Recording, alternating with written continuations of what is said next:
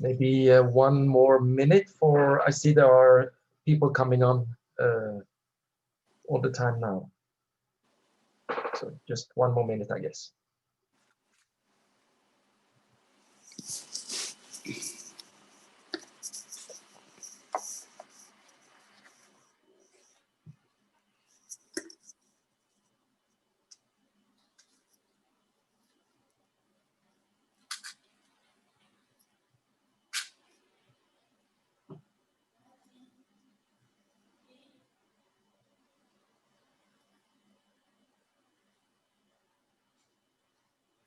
Okay, I think we start. Dear Excellencies, dear colleagues, dear friends, good afternoon and welcome to this first meeting of the Science and Technology Diplomatic Circle in 2021.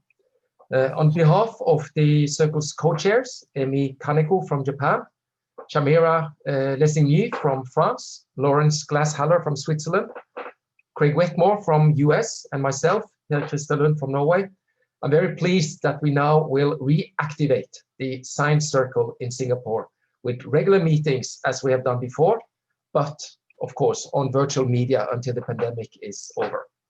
We're very grateful to the National Research Foundation for continuing the tradition to host the very first meeting of the Circle each year. It's a kind of state of the nation report. And this year, it is even more interesting and relevant in view of the launch of the new Research, Innovation and Enterprise 5-year plan. So without further ado, I would like to give the word to Professor Lotek Seng to give us the opening remarks. Please. Thank you very much. Thank you very much for inviting us to participate in this program. And we are most happy to be able to host all of you. It's unfortunate that we can't host all of you in our premises that we usually do, but nevertheless the Zoom modality has worked well, and we hope that this session we have together will allow us to share with you our plans for S&T in Singapore moving forward. As Per had shared with you earlier, this briefing has a bit more significance because we are at the cusp of the start of our next 5-year plan, our 7th 5-year plan, which will be launched or will start flowing from the 1st of April, right? Our journey in science and technology, for a lot of you who have been with us, will know that it's one that is not too long. We started investing in science and technology really seriously only in 1991.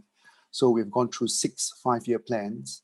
And in our 6th plan, we have moved our expenditure on research to about 1% of GDP, which was our target right from the very start.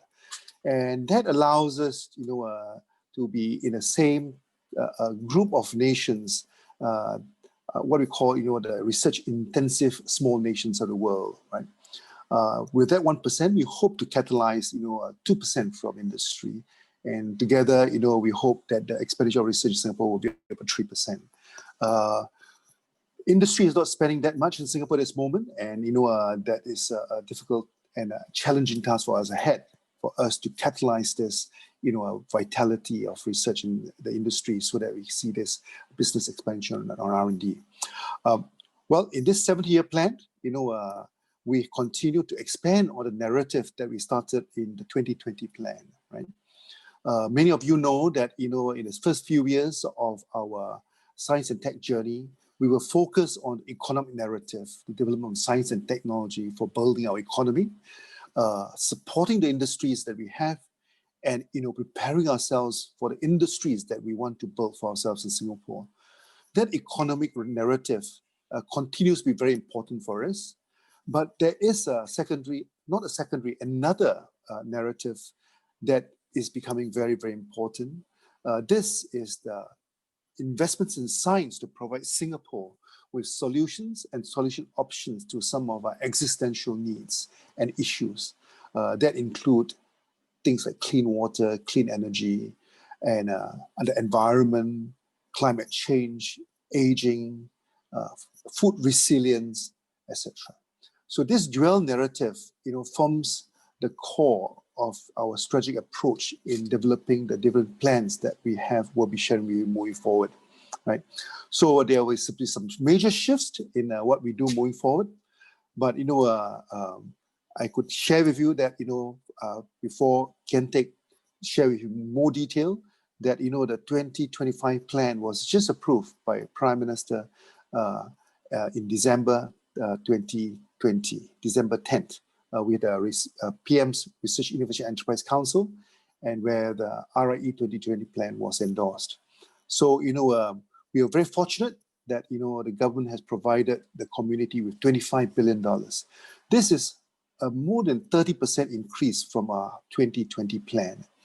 And in the face of the current economic situation that Singapore finds itself in, this is a statement to our friends and partners, both in governments, in agencies, and in companies, that Singapore's investments in science and technology will not be decreased, will continue at the same pace. And this is a commitment by ourselves with a belief that science and technology will provide us with opportunities and to the use of technology to overcome the challenges that we have. Even in the face of this pandemic, we think that this investment will allow us to emerge stronger. So without further ado, let me thank you all again for coming, and I will leave the details of the presentation of the RA 2020 plan to Kentek. Right. And thereon, in the breakout sessions, there'll be more details that can be shared with you by my other colleagues. Thank you very much once again. Thank you very much, Professor Teck. I'd like to give the word further to Her Excellency Ambassador Barbara Plinkert, which is Ambassador of the European Union to Singapore, to give some remarks on behalf of the diplomatic community in Singapore. Please, Ambassador Plinkert. Many thanks, Per. The co-chairs of the Science and Technology Diplomatic Circle, Professor Loh Teck Seng, ladies and gentlemen, it's really my pleasure to address you and be with you today. And thanks very much, Per and colleagues, for inviting me to say some words. First, let me, on behalf of all of us, I think, wish to congratulate the Science and Technology Diplomatic Circle for organizing yet again a very timely and interesting event. I really believe there's no better way to resume your cycle of conferences and events than having a presentation by NRF's team on Singapore's newly announced Research, Innovation and Entrepreneurship Plan for 2021 to 2025. I listened carefully to Professor Loh's introduction and look forward to the more detailed presentation on RIE 2025 in just a moment. What is clear is that Singapore's strategy focuses on research domains that are not only vital for Singapore, and you've explained it also, Professor Loh, but equally for the whole international community, with a huge potential for international collaboration. Examples are, like you said, health, sustainability, the digital economy, advanced manufacturing, and security, and others that you mentioned. The new plan has all the elements to reinforce Singapore's role as a global innovation hub and maintain its excellence in the research area. And I can really only congratulate Singapore and the NRF for it. Interestingly, if I may say, on almost the same day as RIE 2025 was presented last December, the EU also adopted a new research framework program, which is called Horizon Europe, and is the EU's research and innovation program for the period 2021 to 2027, which is aimed at making Europe green, healthy, digital, and inclusive. We have allocated 95.5 billion euros, and Horizon Europe aims at keeping the EU a global public research and scientific powerhouse. The budget allocated represents a 30% increase in comparison with the previous research and innovation program, Horizon 2020. So I think we are going exactly the same path as Singapore, maintaining a strong emphasis on science and technology, like Singapore is doing as well. Horizon Europe will deliver on the EU's strategic priorities, particularly the recovery from COVID-19, green and digital transitions, and it also tackles global challenges to improve the quality of our daily lives. It will also strengthen excellent EU science and technology by increasing investment in highly skilled scientists and cutting-edge research, and it will foster industrial competitiveness and the EU's innovation performance, notably supporting market-creating innovation. But it's clear that for this ambition to succeed, not only ours or Singapore's, but all around the world, international cooperation is key. Therefore, one of the main novelties in our program, the Horizon Europe program, is that it offers extended openness to association for any country in the world with a good science, technology, and innovation capacity.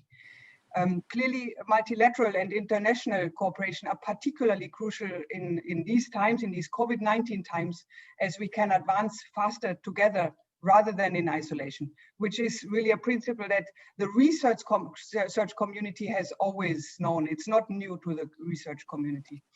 As far as research collaboration between the EU and Singapore is concerned, there's already an excellent basis in place bilaterally, but also with individual member states, but also with the EU as a whole. And we are always keen to explore more ways to cooperate.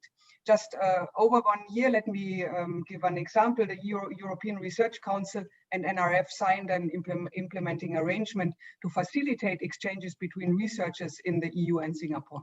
And we hope this agreement is only the beginning of a structured cooperation in the area of research.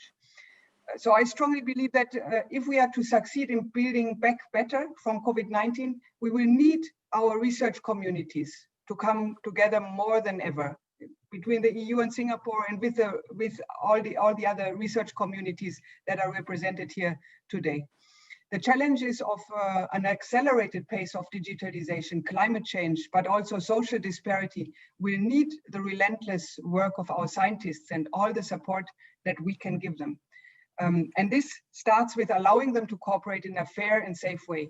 So I really look forward to hearing more, like we all do, about RIE 2025 and to continue working together. So thanks again for inviting me here, and I'm really looking forward to listening more and discussing. Thank you.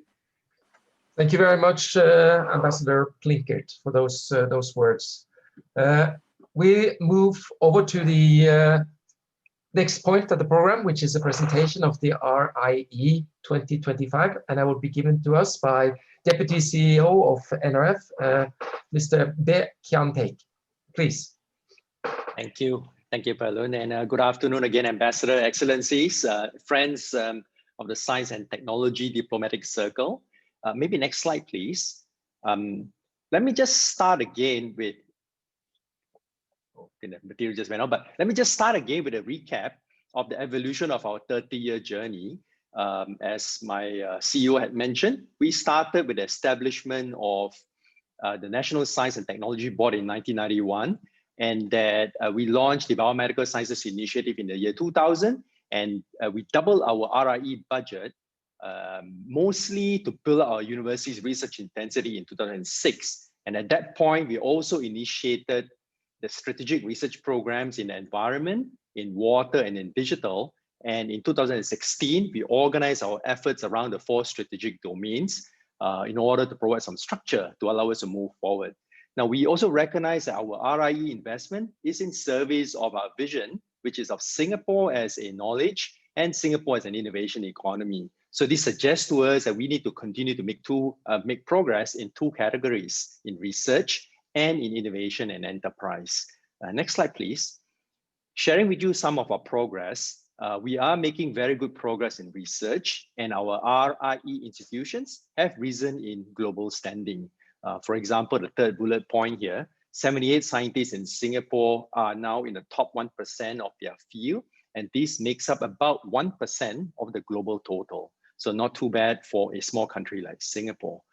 On the right-hand side of this chart, we are internationally competitive, and our FWCI score of 1.52 in 2018 places our research performance amongst our research leaders and comparable to similar economies such as Switzerland, Sweden, and a few others. Next slide. Amidst this general increase in quality, we are also competitive in several peaks of excellence. I thought I'd just give you two examples, starting with quantum technology. So the Center for Quantum Technology is one of the international reference research centers in quantum information science. And we are part of a small group of nations that are capable of developing quantum information technology. In fact, the researchers launched Spooky One in 2019. And this was a small satellite that was successfully generated entangled photon pairs in space. And it's a very important step towards creating a global quantum communication network. And they believe, and we hope, that the work that we do here will inspire a next wave of space-based quantum technology and quantum mission, and that it will find its way eventually to some form of application and that will benefit from them. Another example is in 2D material. Here, our researchers were amongst and are amongst the world's most cited and the world's first to demonstrate the ability to change the properties of 2D materials by changing the concentration of electrons. And earlier last year, they were again pioneers, and they created the world's first monolayer amorphous carbon, what they call MEC. So MEC is plastically deformed and it can be stretched to irregular shapes. And an instance of how our researchers developed the theoretical and then the experimental understanding of 2D materials. And eventually it will find its way to application in numerous industries, aerospace, automotive, biomedical, and so on. So very good instances where our scientists has lived up to what they set out to do in order to come about with very promising work in several areas of research. Next slide, please. We are also making good progress in innovation and enterprise, and our innovation ecosystem has become more vibrant. The global, starting on the left, the Global Innovation Index ranked us as the world's 8th most innovative economy and the top in Asia for the 7th consecutive year. And our local startup ecosystem here is vibrant. And at our last count, there are now more than 3,600 tech startups in 2019. And that in the first 3 quarters of 2020, the startups here closed over 450 deals worth about $5 billion. And this is a 16 times increase over the 2010 levels. Many of the leading unicorns of Southeast Asia, like Lazada, C Group, and Grab, are all growing well in Singapore. And C Group, which was founded in 2009 and sometimes called the Tencent of Southeast Asia, has a valuation of more than $100 billion, and they're now Singapore's most valuable homegrown public company. So very good, I think, hero stories and success that serves as an inspiration to certainly to many in Singapore for us to recognize the progress that we've made in innovation and enterprise. But to be sure, our innovation journey is still young, and there is scope to increase the R&D intensity of our enterprises, to increase product development and innovation capabilities. And here, we take references from much of the good work that many of you have done in your respective countries, as innovation and science is global, and there's much learnings that we can take from one another. To make a material impact on society is, of course, a goal that Ambassador has spoken about, that scientists want to make an impact. And this drives many entrepreneurs and inventors. And of course, COVID-19 provided an opportunity and called for scientists to respond. And our community here has also responded to contribute to the growing pool of knowledge on COVID-19. Other than science knowledge, our community here also developed and produced test kits for the local and international use. So we hope that the borders will open again and the planes will start flying. And when that happens, and when you arrive at Changi Airport, some of you may be routed to a swab test. Those resolute tests that you take on arrival in Singapore are the work of our RIE community. A very important contribution to keeping the country safe and allowing us to get back to normalcy as soon as we can. So we find opportunities for our RIE community to tell their stories of how they have made an impact on society, to help the public understand the role of science and technology in our economy, in our society, and hope, and in doing so, to inspire our young towards a career and interest in science and technology. So with that, next slide, please. That sums up the progress of our last 30 years of our investment in RIE. of our progress as a knowledge economy and our progress as an innovation economy. Now going into the RIE 2025 focus area, we will build on this progress. And for RIE 2025, we aim to make progress in 3 ways. The first is to expand the mission of our RIE domains to tackle a broader spectrum of national needs. The second is to continue to enrich our science base here in Singapore. And third, to drive technology translation and to grow the base of enterprises with innovation capabilities that can create products and services. Next slide. And one more. So our early RIE effort were initiated to create economic impact, but we also recognize that science and technology has since become a lot more pervasive. And so in RIE 2025, we'll expand into new areas of strategic importance for us. So now just starting on the left-hand side, we'll expand to cover a broader spectrum of manufacturing, trade, and connectivity. Now this sector will retain its focus generally on external-facing exportable sectors, but it will also cover our air and sea connectivity, also end-to-end supply chain. COVID-19 has taught us how important it is to maintain some form of resilience in global supply chain. And we think there's a lot of work that we can do here and that Singapore can contribute. Second column, we will expand to include from human health to human health and human potential. Here we recognize that Singapore, as in many parts of the world, will need to confront the challenges of an aging population and a declining workforce. So the HHP's expanded scope will include early life, augmenting learning, as well as supporting form and function, as well as supporting healthy and meaningful longevity. It's just recognizing that as we grow older, we want to have meaningful aging and how we can engage and keep our population healthy as well. We will also, under HHP, support the Ministry of Health's priority. Value-based healthcare will remain important, but equally also shifting more and more towards prevention healthcare, and a theme for today, epidemic preparedness. The third column is an urban solution and sustainability. For Singapore, this is important, and the USS will retain the same focus on the issues of resource constraint, simply because we're a small country, but we are adding on a new dimension to help us address new challenges brought about by climate change. So particular focus for us will be placed on climate science, climate adaptation, decarbonization and the circular economy, healthy cities, and the transformation of our built environment.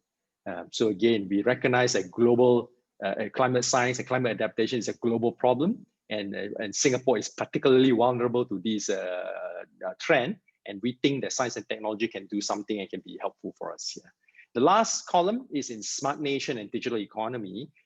Here, we recognize that the pace of digitalization has been accelerated by COVID-19, and that we will maintain our pace of investments in AI, in privacy and trust technology, quantum technology, in order to drive our smart nation ambition, and also to anchor our position as a trusted digital innovation hub.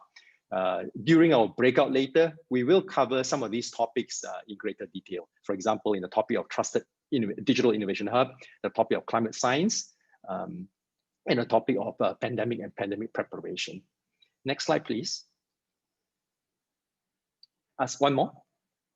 Our second focus area is to enrich our science base. So we know that this sustained long-term investments in science is essential to grow our base of capabilities. And so when we look back at what we have done over the 30 years, in the last 10 years, we took out an example for, let's say, the Singapore Center for the Environmental Life Sciences Engineering.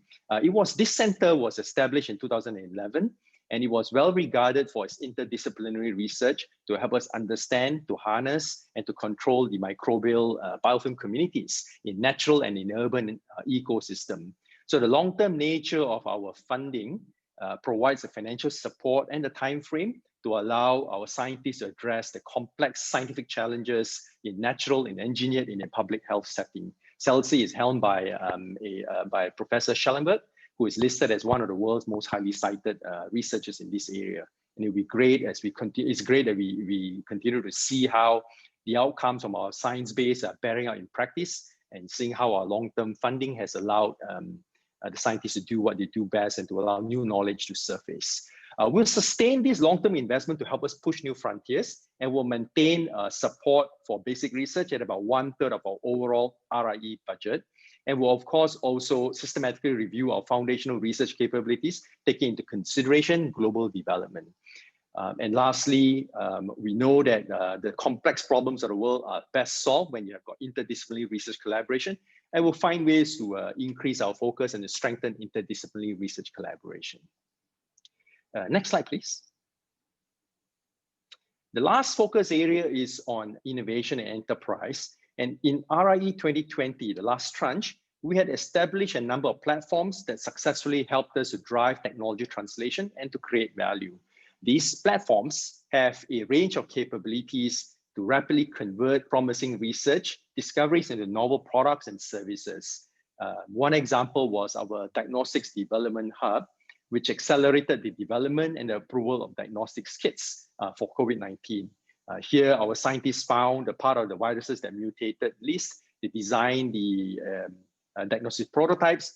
They built on our PCR technology and to produce the registration dossier. So this product has now enabled, and so you can see how, as they worked on discovery, found interesting, and the platforms allowed us to accelerate the translation into product that is now used in many parts of the world.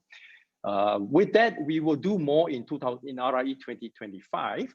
And so we will naturally scale our platforms in areas where we have got peaks of excellence, and we'll expand our existing platforms to move into areas of high growth adjacencies, such as medical technologies. We'll build it to help us bridge ecosystem gaps in new areas. And that as we do so, as we do so, the platforms will allow our inventors and entrepreneurs on-the-job experience and also create a dense people network across industry, academia, and the government. Next slide. So as we mentioned earlier, we have presented the details and gotten approval of our RIE 2025 budget just a few weeks ago. Maybe I'll just highlight two main points for all of you to take away. Firstly, we will sustain our RIE investment at about 1% of GDP, or $25 billion for this current tranche. And this steady long-term investment demonstrates our, as is yours, commitment to research, to innovation, and to enterprise to help us create a knowledge and innovation economy. My second point is that science is global, and we look for opportunities to partner other countries based on excellent science, relevance to Singapore, as well as a possibility for global impact. And it is in that spirit that we are having today's session with you. And we look forward to a good discussion with all of you to see if we can continue to find new areas that allow us to work together in a global manner. Thank you.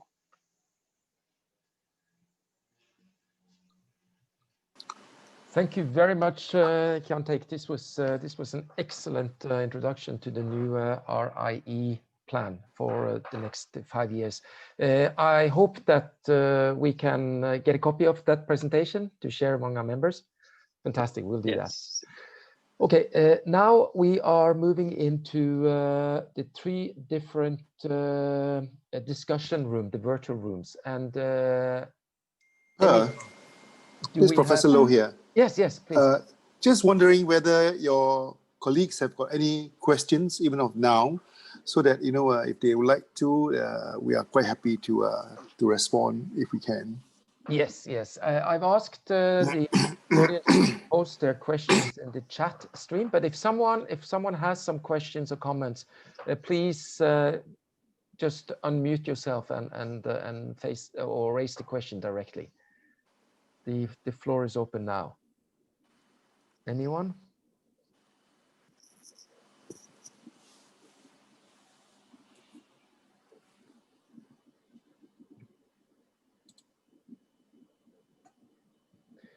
I think perhaps they are waiting for the discussion rooms.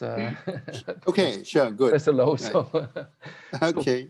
Emmy, how does this work now? You will channel each of us over to the rooms that we were signed up for, we entered. As soon as I press this button to automatically allocate all of you guys to different breakout sessions, you're supposed to be shifted to this breakout room. If we are left out in the main meeting, don't worry, I'll manually allocate to one of the breakout sessions. So let me try to press this button. See you later.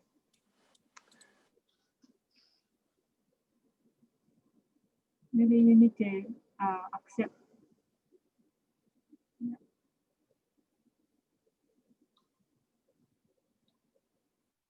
Friends of our S&T Diplomatic Circle, welcome to this small group discussion on climate change. Before we start the discussion, perhaps I thought I would give you an overview of our R&D strategy on climate change so that we can see the discussion. Next slide, please. So climate change is an existential challenge for all of us. Singapore, being a low-lying island city-state, is even particularly vulnerable to the impacts of climate change, such as sea level rise and increased frequency of inland flooding. Rising temperatures and coupled with our Singapore high urban density can also increase the urban heat island effect. And this will affect our food and water resources and also pose implications for our public health. We are alternative energy disadvantage. There is no alternative energy sources such as hydroelectric, no wind, no geothermal, no nuclear power, only solar. So Singapore high dependency on the global supply chain of our food and energy would also mean that we are highly vulnerable to the regional and global development. So we recognize that climate change challenges are arising from all our constraints. We have been investing climate change relevant R&D to develop innovative solutions to this problem. And you can see on the international front, Singapore is also committed to playing our part in reducing our emission through transformation of various sectors, adoption of low carbon technology and international collaboration. We aim to halve our emission by 2050 and reach net zero by the second half of our century. Next slide, please. So to address our climate change challenges, we need to deepen our capability, our R&D capability in these three focus areas, namely climate mitigation, climate science, and climate adaptation. I will elaborate the three focus areas in the three following slides. Next slide, please. So climate science. This is an important area for our fundamental understanding of the science behind the changing climate. And we need to develop knowledge in climate change and climate change impact so that we can inform policy decision and also to develop climate mitigation and adaptation solutions. We recently started 3 R&D programs, and they are National Sea Level Rise program, where we try to understand sea level rise, storm surge, and land subsidence.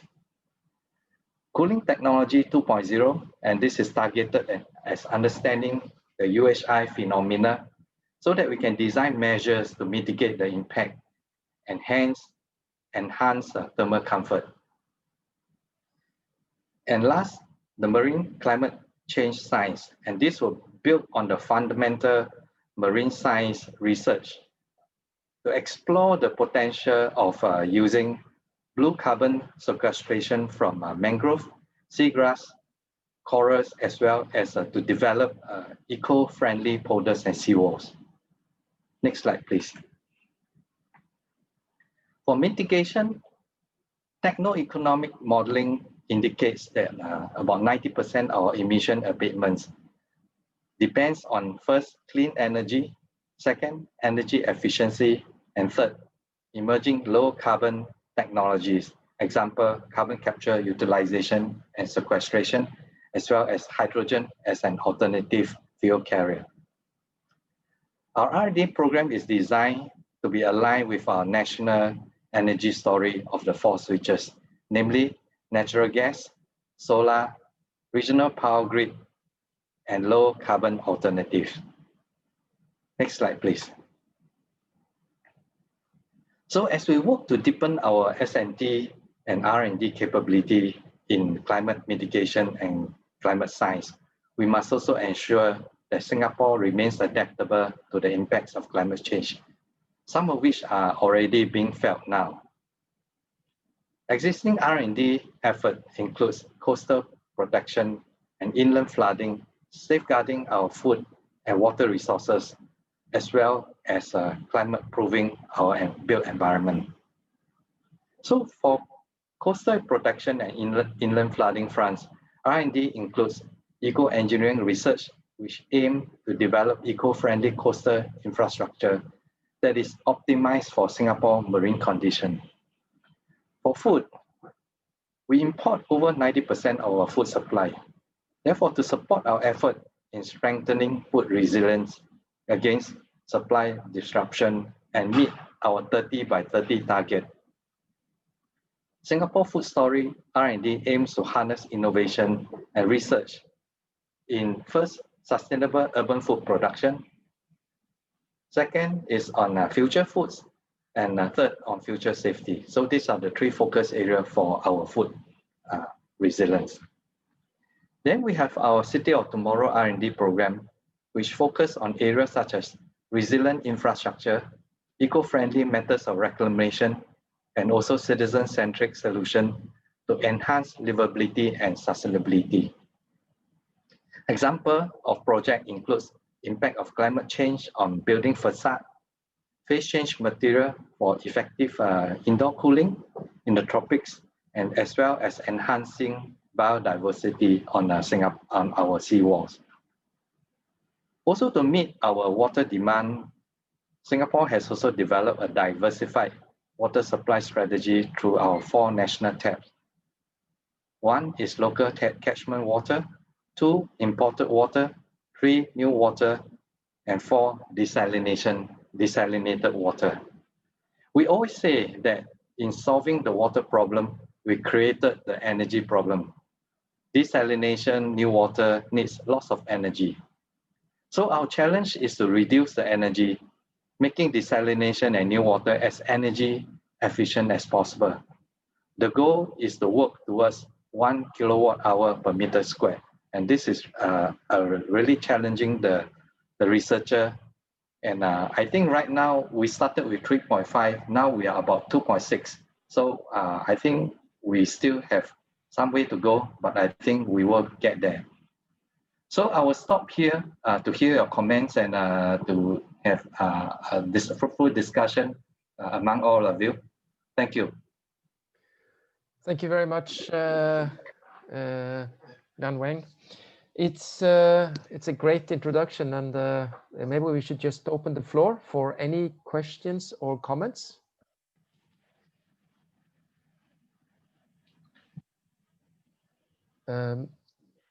Anyone? Just unmute yourself and take the word. If not, maybe I can start with one comment. I noticed that you are on the mitigation part, especially the lowering your carbon footprint. There are a few of those activities that requires quite tight collaboration with your nearest neighbors. One of them is the regional power grids, and the other one is for CCS, or specifically the storage part. I don't believe there is any potential for large-scale carbon storage in Singapore. You have to rely on opportunities in the gas fields or the aquifers in the surrounding country. Could you tell us a little bit more on how you are going to interact more closely with your very nearest neighbor in the ASEAN region? Yeah. I think first is that I think you talk about regional grid. This has been discussed for quite a while. Yeah. I think because you talk about ASEAN, there are 10 countries, and it will always take time to look at solution. But I think right now we have a small connection to Malaysia. I think in the long run, this can be increased. Having said that, we are also cognizant of the fact that while let's say we have this connection, I think ultimately all of us should work towards green energy. So I think greening the energy means two things. One is that if you're still using fossil fuel, then you really need to look at carbon capture and utilization or storage. And yeah, you mentioned, rightly said that you're talking about storage. We hardly have any space to do storage. So if there are neighboring countries that would have space, I mean, you talk about especially oil well, whereby they really need CO2 to do some of the resource recovery. Those are good opportunity. But that requires more than just research. You need G2G kind of a collaboration and working. So these are work that I think you rightly pointed out that there are areas that we need to focus on. And so besides storage, we are looking at how we can do carbon utilization in a sense that you try to close the carbon loop. So whatever gets out as a CO2, we capture them and then we convert them to fuel and then we close the loop. Yes. But I think the most, closing the loop, basically you just sort of maintain the CO2 level. I thought in order to go ahead, we need to look at hydrogen as the alternative fuel. So this is something that we are working on. And I saw there's a question on what is the Singapore program on hydrogen. Yes, that was from Nicola Bianchi, yes.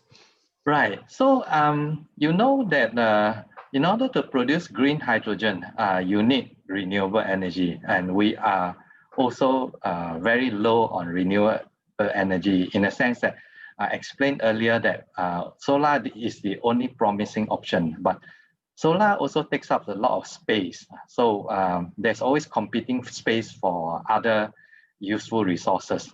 So if you talk about green hydrogen, I would expect that one of the solution is import from other countries. But there is one area that I thought would be very something that we think will be useful for Singapore to think about is the priorities of our natural gas. So because if you have, we have a good supply of natural LNG, and if I can sort of crack the methane and get the solid carbon, and the solid carbon can be made into high value product, and I can actually produce hydrogen at a very cost effective, if not almost as a byproduct of the high value carbon nanotubes, graphene, and some of the high value product, carbon product that we can use to sort of offset the cost of hydrogen. So these are some of the thinking that we have been looking at from our R&D perspective. Over to you. Very good. Nicola, were you happy with that reply?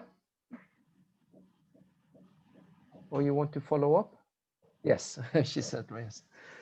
Yes. Any other questions? Maybe. Yes. Yeah, of course, Lawrence. Yes, good morning. Yes, I just would like to know a bit maybe more about solar power, because yes, you said previously that there might be a problem with space, but I can see that it's really part of the solutions as well. So what can we expect? What kind of percentage do we think that we could potentially have from solar energy for Singapore? Okay, so I think now 2030 they are looking at 2 gigawatt peak for solar. But I'm more optimistic than that we can actually do more. I mean, that is the government stand, but that my thinking is that there are few things we can do. One is that if we run out of horizontal space, we should look at vertical space. How about incorporating it into building? So building integrated PV, that could be something, although the percentage is low, but we have lots of facade that allow you to increase. So the other part is floating PV.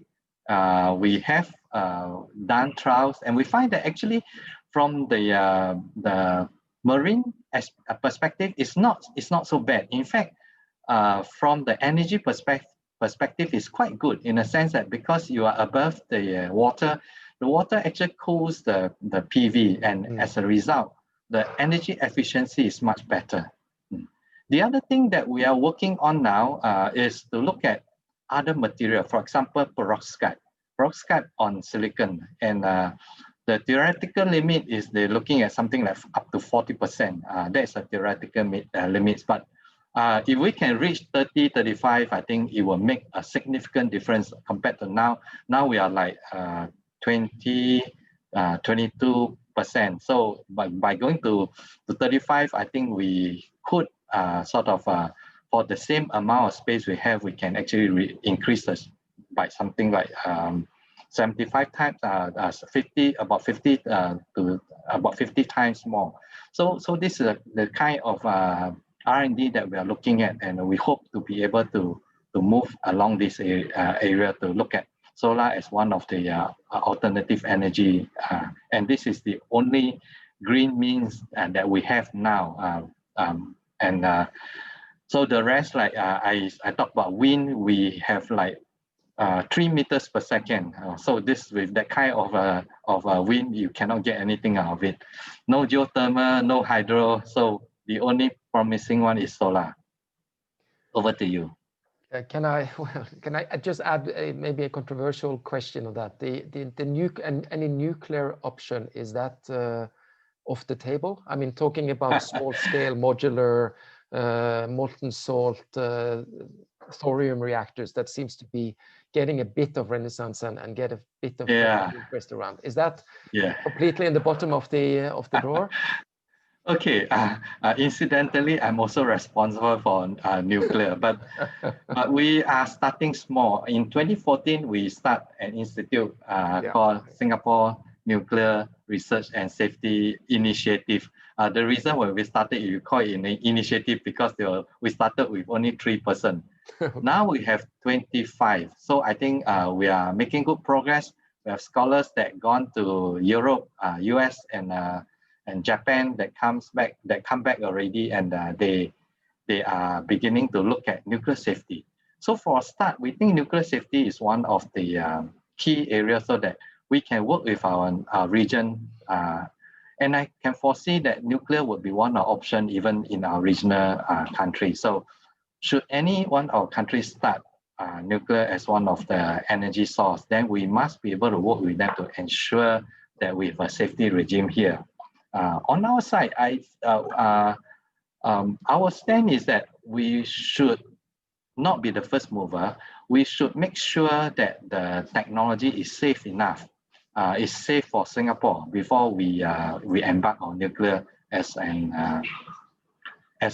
option. Our Prime Minister has said that this is an option that we have to keep open, but we will have to make sure that it has to be very safe for us before we can embark on that.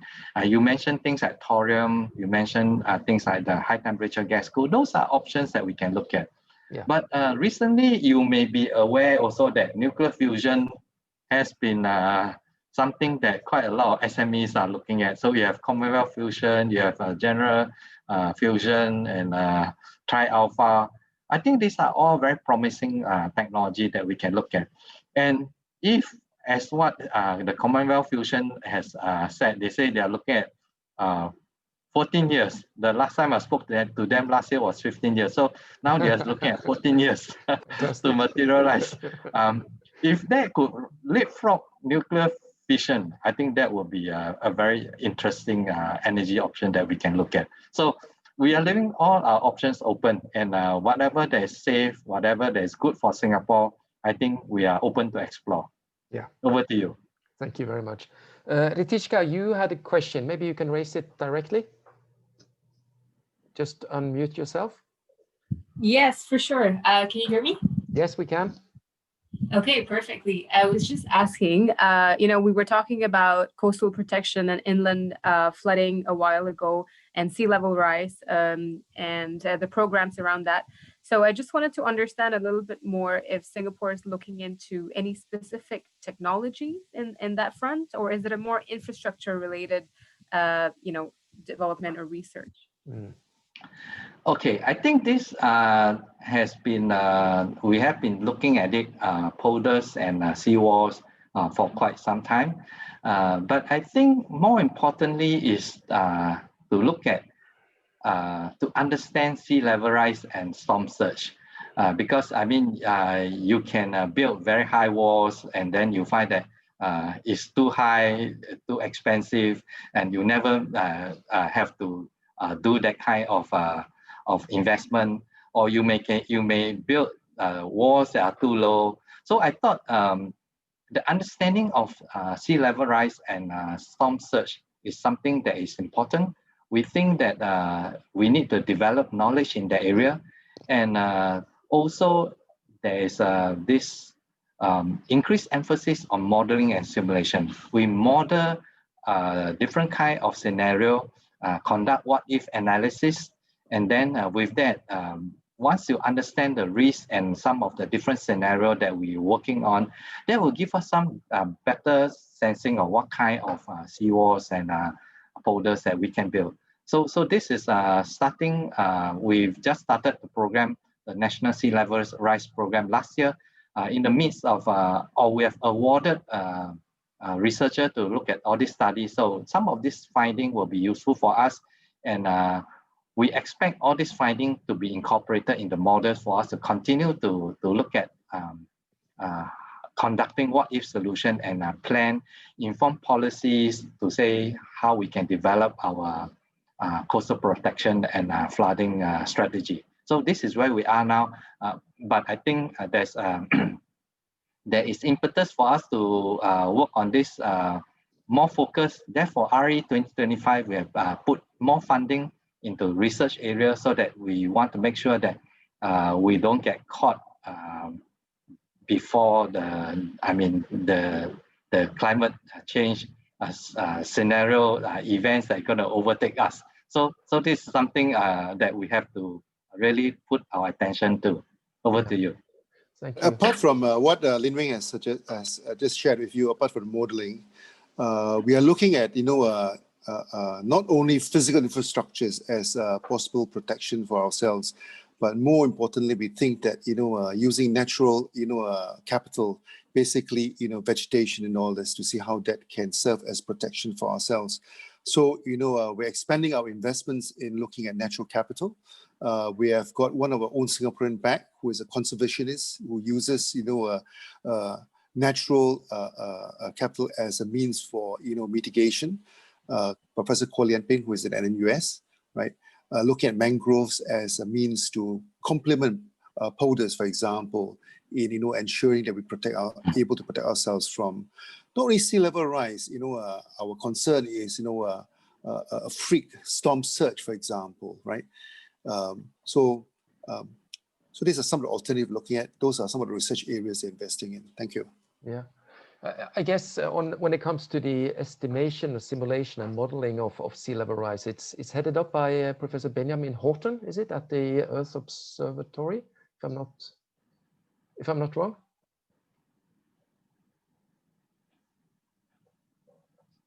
Lin Wing, you want to respond to this? Sorry, yeah. No, I sorry, I didn't get you.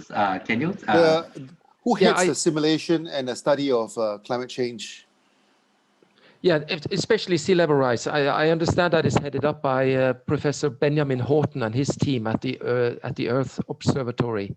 Isn't that correct? Okay, so this program is coordinated by our CCRS, Climate Science Research Center in NEA, but we are looking at the whole ecosystem. So EOS is one of the key research center that has been recently awarded several programs to look at sea level rise and also looking at climate change, storm surge, and so on. So they would be one of the key people looking at them. But we have other research institute, the TMSI, and even NURI. So NTU. So you have what our job now is to pull together all these researchers together from different institutes, so that when they come together, they can then work on research R&D that are complementary, and together when you put them together into some modeling and simulation tools, it will be a very useful tools for us to look at, to conduct all this what if scenario. So I agree, Ben Horton has been key in driving some of this area, and I work very closely with him. Incidentally, I'm one of the board member for EOS. So excellent work that they are doing, I must say.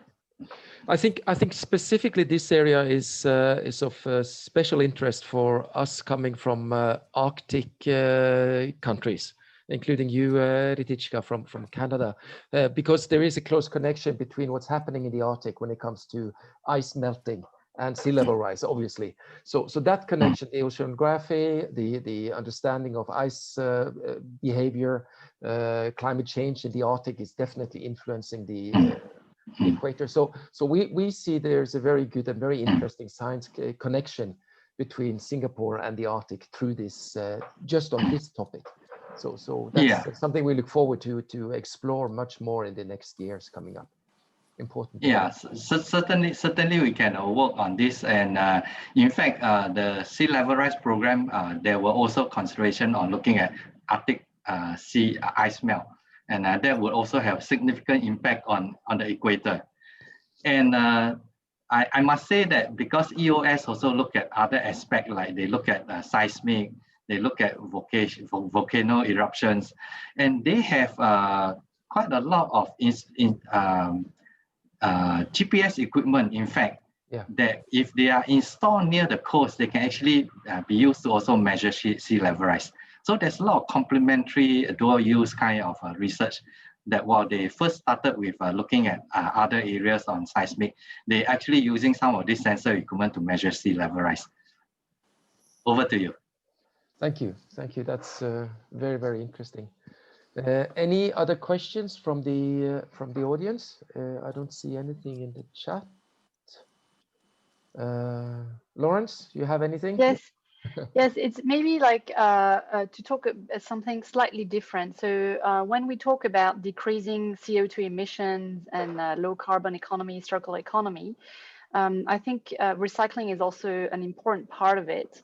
So I just wanted to ask if there was any incentive for Singapore, for example, or maybe more in research to maybe recycle more plastic or PET, because we all well know that burning tons of plastic is actually emitting a lot of CO2 in the atmosphere. So would that not be also one of the strategies used to decrease these emissions?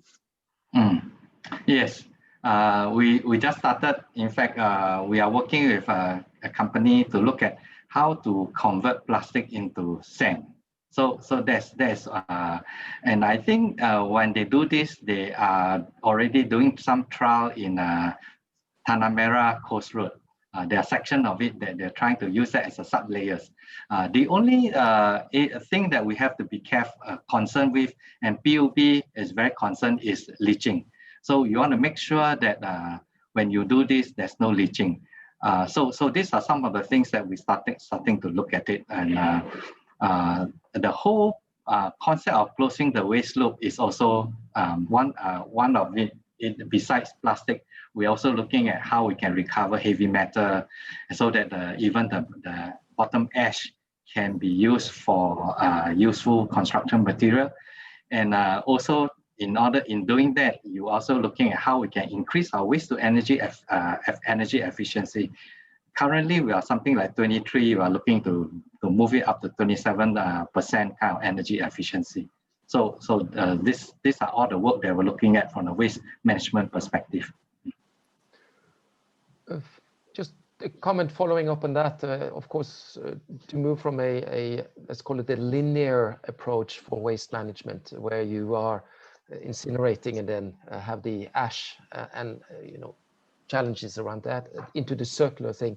I understand that NEA is now embarking on a much more offensive or active food recycling or food reducing the food waste, basically, by also looking into options for converting food into, let's say, fertilizer, or even fish feed or other things. Is that something that is high on the agenda as well, or will be? Okay, so I think for this, they have actually gone even one step further than just looking at food, converting it into feed and fertilizer. What they have done is that they take food and co-digest with sludge, the sludge that come out of our desalination and our new water. In doing that, in fact, the nutrient for each of they actually reinforce each other and actually make it even more efficient, that you can produce the syngas even more. So this is a kind of synergy when we put two type of that means food co-digestion and the sludge. You put them together, you integrate them, you actually produce a lot more energy. And so if you can produce this much energy, and if we can make the operation for these two plants as energy efficient as possible, you can effectively become energy self-sufficient. So this is the kind of work that the PUB and NEA are working together to make sure that through integration of all these facilities together, you can reduce make it very energy efficient and make the whole plant energy self-sufficient. Yeah. Over to you. Thank you. But the front end of this one is collection of waste. Is there any interesting developments on that side? Not only food, but also electronic waste, any kind of solid waste and stuff like that. Yeah. So I think the especially you talk about residential, yes. There is still the issue of how we dispose our waste. There's no separate chute for electronic waste. So this collection part, I think, will still, I see that as a social behavior and a social science issue, that when we design some of this waste management, social behavior research become one of the integral part of waste management. But you look at from the industry point of view, I think it's easier to control. So we have a research program with CEA, where NTU collaborate with CEA, whereby they can do recycling of heavy metal, recycling of batteries, lithium battery, extracting lithium, cobalt, nickel, up to 75%. So I think this is quite a significant achievement. That if you can recycle batteries up to 75%, is quite significant. But of course, the goal is to continue to push the percentage as high as possible. Yeah, that's very interesting.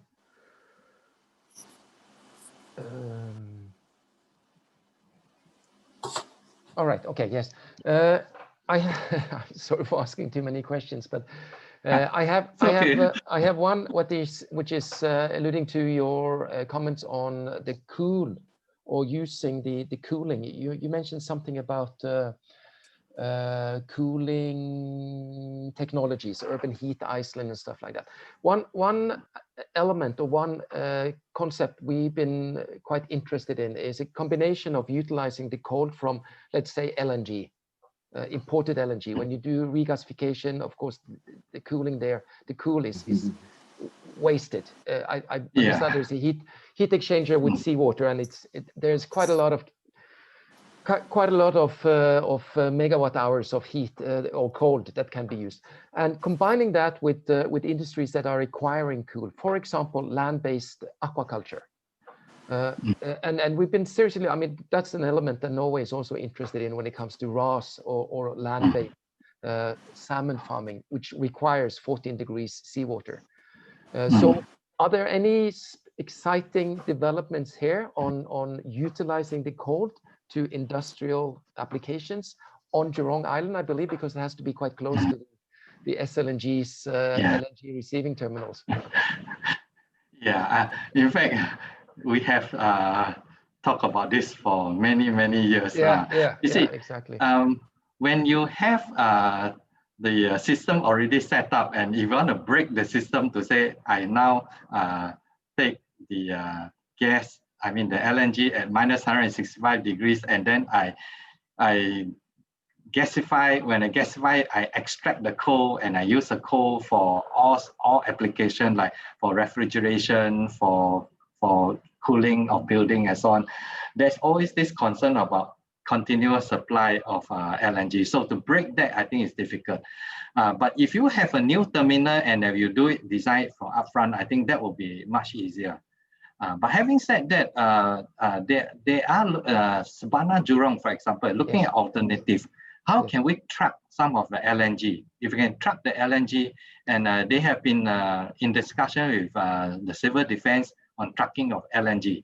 If they can track LNG and then they can actually do gasification at the point of the generation, and then you can co-locate data center, you can co-locate some of these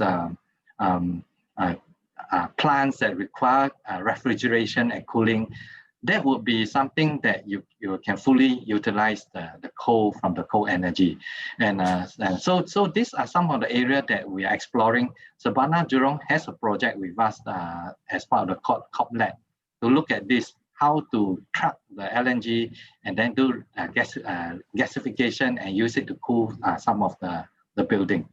So those are areas I think if you design upfront, the whole facilities as an integral part is always easier to do that and don't cause disruption to the flow of gas to our gencos.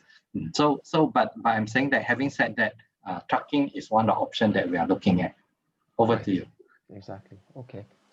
Well, thank you very much. I think I saw that the other rooms are closing. So I think unless there are any other comments or questions, maybe we should just thank you all from NRF for again hosting our circle. This was, as always, very interesting and very relevant, especially to get a peek into the new RIE 2025 plan. And we are very exciting to follow up on that from the Diplomatic Society. Anyone who wants to chip in, Lawrence or anyone else from the co-chair? No, just to say maybe a thank you for everyone. Thank you for these excellent presentations and insights. And I think climate change is a fascinating subject and a priority for lots of countries, including Switzerland. So yes, thank you very much for this presentation. Thank you, thank you. I'll be happy to share the slides with you after this. Fantastic. Yeah. Very good. And I hope that next year, again, we will be opening the year with the meeting with NRF, and hopefully it must be next year we can do it physically. We'll be happy to host all of you. Thank you. Thank you. Thank you so much. Thank you so much. Okay, well then I suggest we close this session, and thank you all participants, all in the Science Circle. And as mentioned, we will work on a program this year. So we will have regular meetings in the Science and Technology Diplomatic Circle. Thank you very much, everybody. Thank you. Thank you. Happy to share. Thank you. Thank you.